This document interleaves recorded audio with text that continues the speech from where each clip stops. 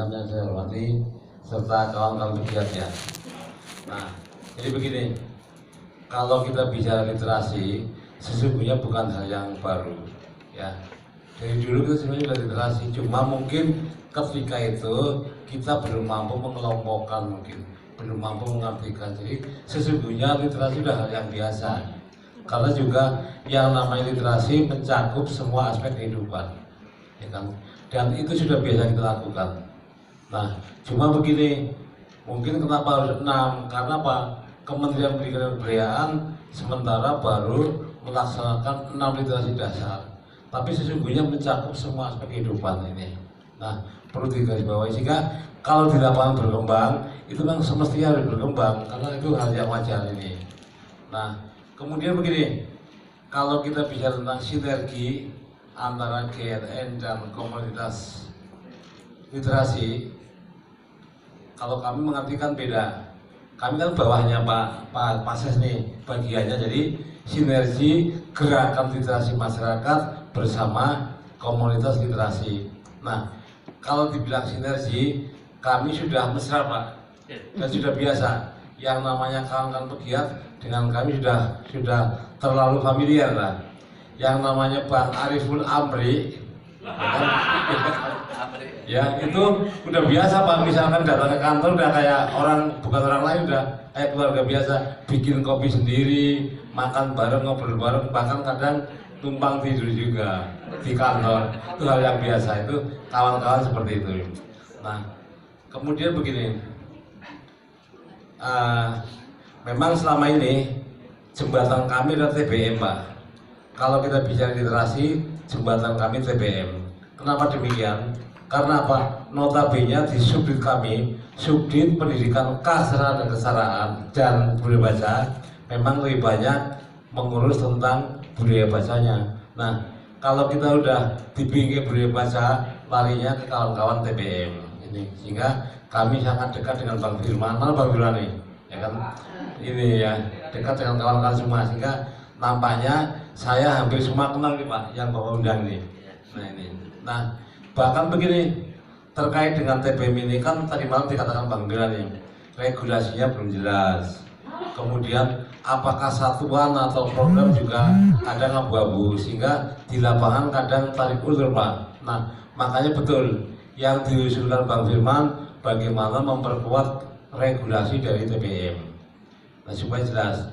Nah, kemudian begini, kenapa kami lebih baik dengan TBM? Karena sesungguhnya begini, yang namanya TBM, kami sudah bersama-sama kawan pegiat Pak, dengan kawan-kawan forum ya, bagaimana membingkai Pak, mendefinisikan TBM yang seperti apa, kemudian kegiatannya, bahkan juga menyangkut kepada hal yang terkait dengan upaya peningkatan kompetensi dari para pengelolanya, pengurusnya maupun pegiatnya ini. Sehingga ini yang selalu kami lakukan.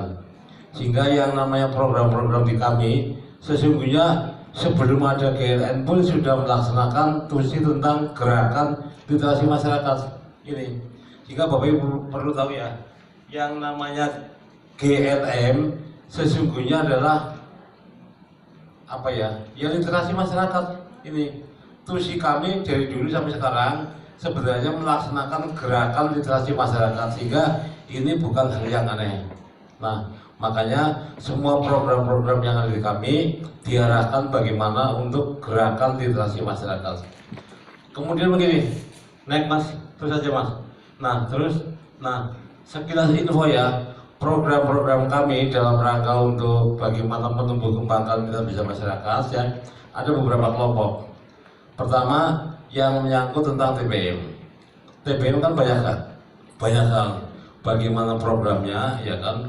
Kemudian bagaimana peningkatan kompetensi para pengelolanya, juga bagaimana dukungan terhadap saprasnya, bahkan juga pendanaannya. Sehingga program-program kami diharapkan yang pertama, misalkan ada istilah rintisan pembentukan TBM baru. Nah ini di samping untuk menjawab visinya Pak Jokowi yang tadi malam Bang Firman sampaikan, sebelum ada visi itu pun juga kami sudah ada program yang namanya rintisan pembentukan TBM baru, dan alhamdulillah sudah mulai berjalan dan kami prioritaskan di daerah 3T ini. Kemudian setelah TBM berdiri, walaupun masih berangkang istilahnya ya, kami perkuat Pak dengan istilah pembantuan penguatan TBM. Ini juga ada, tiap tahun juga ada. Nah, yang sudah bagus ya perlu dukungan IT, ada bantuan TBM IT. Nah, kemudian juga yang terkait dengan sarana umum, ada bantuan TBM ruang publik, misalnya di rumah sakit, puskesmas, bandara, terminal juga kami membidik itu. Nah, dalam rangka mendukung programnya, kami ada yang namanya Gerakan Indonesia Membaca. Jadi yang namanya Gerakan Indonesia Membaca itu bukan program, tapi sebuah gerakan Pak, yang di dalamnya ada bermacam-macam program. Antara itu ada program Kampung Literasi. Nah, dalam rangka upaya peningkatan kompetensi pengelolanya atau pegiatnya, kami ada program workshop, ya kan? Ada bimbingan teknis, juga ada program yang terkenal Pak, namanya residensi. Nah, ini yang digagas oleh Bang Firman nih. Jadi program residensi ini sesungguhnya adalah bagaimana meningkatkan kemampuan dalam hal menulis. Tetapi residensi yang kami kemas agak sedikit berbeda Pak. Karena apa? Kami juga disesuaikan dengan tusi kami, sehingga residensi yang kami laksanakan adalah ada 4 hal yang ingin dituju. Yang pertama, meningkatkan kompetensi bagaimana mengelola TBM. Yang kedua, meningkatkan kompetensi menulis. Yang ketiga, meningkatkan kompetensi berjejaring, bermitra. Dan yang terakhir adalah meningkatkan jiwa kerelawanan, sehingga hasil daripada residensi antara lain juga tulisan Pak. Nah, tulisan ini dalam bentuk buku. Setiap tahun pasti ada hasil bukunya yang dilaksanakan oleh kawan-kawan residensi. Alhamdulillah tahun ini sudah di launching di Makassar ya. Ada 9 buku yang sudah dihasilkan oleh kawan-kawan. Nah, produk-produk ini juga nanti kami gandakan Pak Ses. Kemudian juga kami sebarkan ke semua TBM, ke semua pegiat ini. Ini terkait dengan program itu. Nah, dalam rangka memperkuat pengembangan penumbuhan budaya besar ke depan, kami sudah siapkan Pak.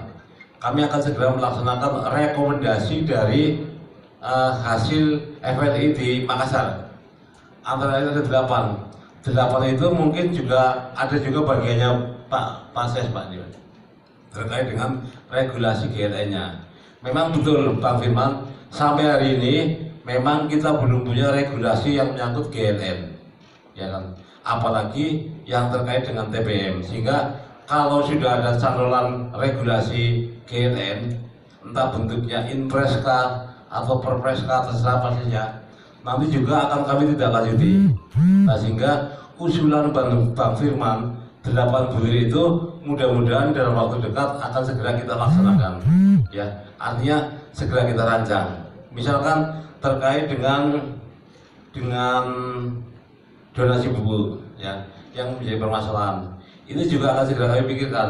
Memang betul Bang Firman, sampai dengan hari ini ada persoalan terkait dengan donasi buku ini, sehingga saya sering begini Pak Ses, mendapatkan WA atau telepon dari kawan-kawan Maluku, kawan-kawan NTT, dibilang begini, Pak Kastum, sampah mau dikirim katanya. Itu sampah mau dikirim, pengertiannya sampah adalah buku-buku yang dianggap nggak layak baca kali ya, gitu ya. Kami kan nggak tahu isi dusnya itu apa, nggak tahu. Nah, makanya itu juga suatu sebuah persoalan. Nah, ternyata begini Bapak sekalian, terkait dengan donasi buku ini yang saya catat loh ya, sampai hari ini. Nah, UPT yang ditunjuk oleh Pak Ses memang hampir ada yang belum mendapatkan atau mendapatkan sumbangan buku di donatur. Ada yang sama sekali belum dapat ini. Nah, pertanyaannya begini, kenapa demikian? Saya sebelum surat edaran diteken sudah memberikan gambaran, Pak. Contoh begini Pak, kalau yang melaksanakan UPT, ya kan, kami orang Brebes nih, UPT-nya di Semarang, saya mau kirim buku, ya kan, berarti kan saya harus datang ke Semarang, butuh biaya. Atau kalau harus diposkan, saya butuh biaya untuk mengeposkan sampai Semarang. Itu kendala pertama, jelas. Dan nampaknya juga terjadi betul ini, sehingga terjadi penurunan para donatur yang mendonaturkan bukunya ke UPT. Nah ini, nah akibat dari itu, kalau dari sisi anggaran memang turun, ya kan? Tapi sesungguhnya bukan itu. Sesungguhnya kita ingin mengamankan kebijakan Pak Menteri. Tolong jangan sampai ada buku yang dikirim bermasalah, sampah dikirim. Bahkan begini kekhawatirannya ada buku-buku yang sifatnya sara Pak ya. Ini nggak boleh. Nah ini sehingga harus dilakukan seleksi. Nah bagaimana cara menyeleksi? Antara lain lewat UPT. Sehingga kebijakan Badan Bahasa memutuskan bahwa yang berhak menerima donatur pertama adalah UPT, kemudian diseleksi, baru dikirim ke lembaga penerima kita. Dan kita sudah sepakat, yang namanya penerima donatur buku dari UPT adalah TBM yang sudah terdaftar di aplikasi donasi buku online. Selain itu jangan dulu. Nah makanya saya barusan buka aplikasinya. Sampai jam ini Bang Firman yang terdaftar baru 4.176. Ini beberapa jam yang lalu saya buka nih. Sehingga itulah yang seharusnya berhak menerima. Tetapi kenyataannya enggak. Kenyataannya bulan Januari, Februari, Maret dan April, kebetulan Januari yang membayar Badan Bahasa apa ya? Februari, Maret, April 2019 kami yang membayar. Kami mendapatkan tagihan dari PT Pos 1,2 miliar. Itu baru 3 bulan ya? 2 bulan. 2 bulan 1,2 M.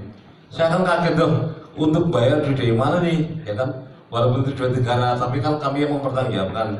Saya lihat, coba dicek 1,2 M itu saya cek daftarnya. Ternyata betul. Saya kelompokkan di 3.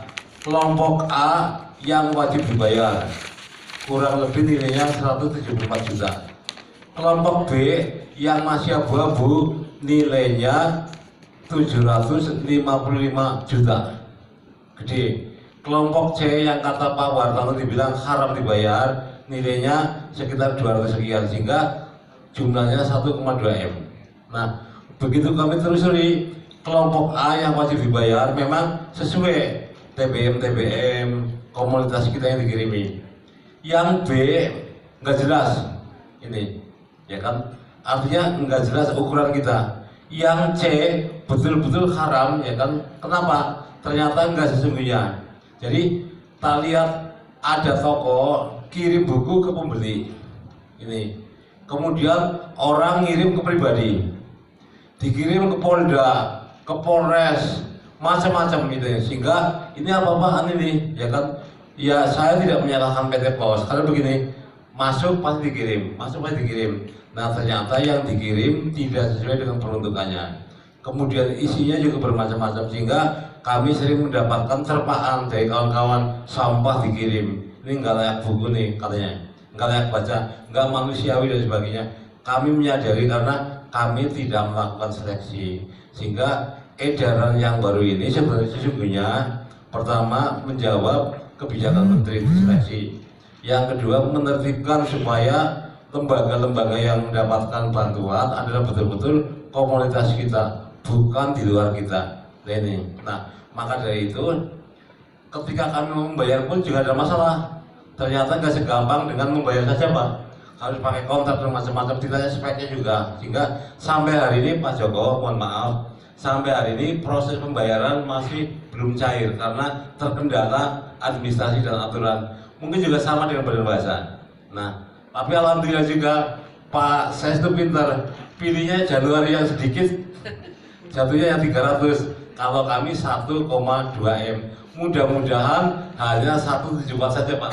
Ini Pak, ini itu harapan kami. Nah, oleh karena itu mungkin ada baiknya betul yang disampaikan Pak Ses, bagaimana mari kita sama-sama mendiskusikan sebaiknya seperti apa supaya pengiriman buku jalan kami pun paling tidak minim permasalahan ini. Nah, inilah hal-hal yang mungkin penting untuk kita diskusikan, sehingga dengan hadirnya Pak Joko, alhamdulillah mudah-mudahan bisa memberikan pencerahan, dan kawan-kawan nanti Mari kita diskusi yang baik, menghasilkan sesuatu yang ke depan bisa kita laksanakan oleh kita semua. Terima kasih. Ya, monggo benar. Baik, banyak nih bahan buat diskusi ya, tetapi tetap disimpan dulu.